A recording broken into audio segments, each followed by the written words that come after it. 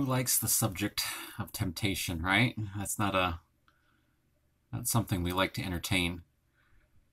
But it's something that's common to all of us. In fact, the Apostle Paul in Romans chapter 7 notes that even he is a man who is on fire for the Lord, one of the folks that we would consider to be one of the mighty men of Scripture, notes in chapter 7 the struggles that he himself has, as he says, the things I want to do, I don't do, and the things I don't want to do, I do.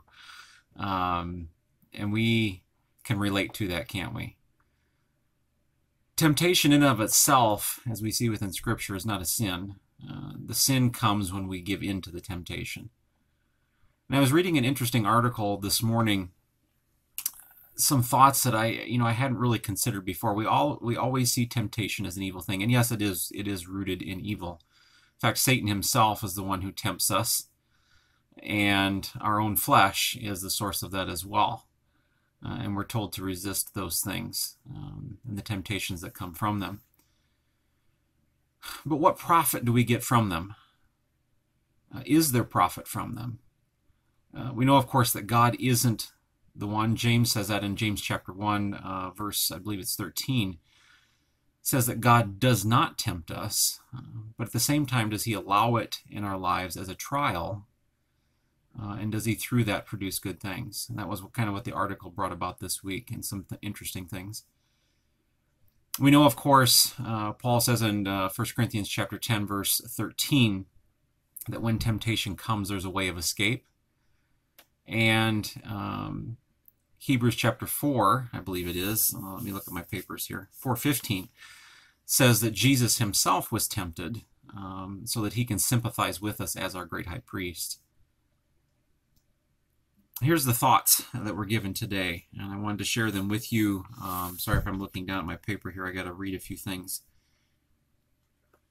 But I wanted to encourage you with them, perhaps to think on this and maybe give it a different look. Temptation as we know it, as I said before, we're supposed to resist that. We're supposed to flee from it. How do we do that? I guess we'll get into that first before we get into the other. Flee, leave the situation. That's one of the things. Jesus, if you notice his pattern in the Gospels, as he was tempted, he often went back to Scripture. In fact, he always did. He said, "It is written," and then he quoted a passage of Scripture relating to that. And so the importance of memorization, or at least understanding passages of Scripture, aids us in this fight of the temptations we face so that we don't give in to them. We can go back to the Scriptures and say, hey, here's what the Word says. That's what I need to follow. And that's the strength for us at that time. The other thing is just simply avoiding the triggers. When I was growing up, we were a gun family. Not a radical gun family, but my father grew up hunting, shooting birds around the farmyard, and we did that as well when I was a kid, shooting sparrows and starlings and stuff.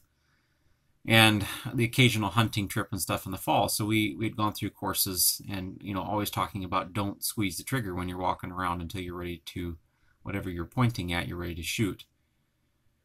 And so we need to avoid the trigger, not going around squeezing it, so to speak, and putting ourselves in situations that automatically leave us in places that we're susceptible to, that we already know about.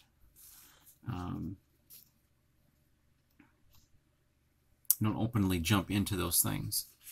And when they do come, revert back to the Scriptures again. Flee the situation if you can. But here are some thoughts that, does temptation work for our good? Paul in the Ephesians chapter 2, Romans chapter 8, there we go, verse 28 talks about that all things work to good for those who love God. It works for their good. I'm having a mental break or blank at the moment on the verse, but here's some thoughts just to consider today and this week as you're talking with the Lord. Temptation works for good when it sends the soul to prayer. Quickly, or it should anyway, temptation when it comes should send us before the throne of grace to find help in our time of need. Hebrews chapter 4, verse 16. Temptation works for good when it motivates us to battle sin. It produces that fight within us that, yes, we don't want to be involved in that thing. We want to battle it. We want to turn away from it, and so it motivates us to that end. Temptation works for good when it produces humility. Paul in 2 Corinthians chapter 12 talks about the thorn in the flesh that he had, a thorn that was meant to humble him, and to the point where he says, when I am weak, then I am strong. And so it keeps us from growing pride. Temptation works for good when it tries and proves our faith. It becomes one of sincerity. Trial comes, temptation comes. Are we going to stick true to what God says and following after the desires of his heart, or are we going to follow after our own flesh and after the culture and the world around us and the thing that Satan is trying to entice us with? So it proves our sincerity. Temptation works for good when it equips us to comfort those who are being tempted. I think of a number of folks who have been through serious addictions, and as they've gone through courses, as they've overcome those things, as they've leaned upon the Lord and conquered them, they too turn around and comfort and aid those in similar situations to bring them out. And so can we use those things in our past? Can we use the temptations that come to us and say, you know what, I've struggled with that as well. Here's the key that I have found to helping me along the way. That's part of discipleship, isn't it? It's part of loving one another, aiding one another, exhorting one another as those things come.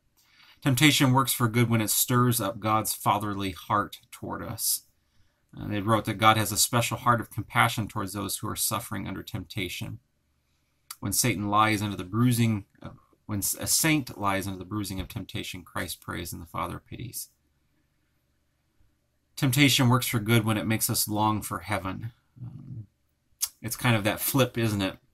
That we're not looking for the things of this world. We've come to that point where we hate them, and we're looking forward to that day when we'll be released from all of this. Showing perhaps once again the sincerity of our heart. And then the last thing, temptation works for good when it engages Christ's strength.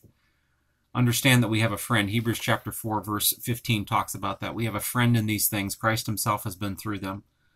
He understands them. He understands what we're going through. He sympathizes or empathizes with us. And he helps us in the midst of those things. So just a few thoughts about temptation today. Maybe you're going through some struggles.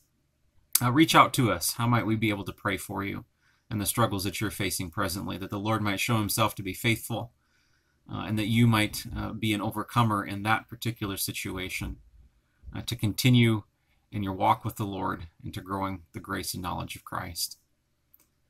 Until next time, we love you. We miss you. God bless.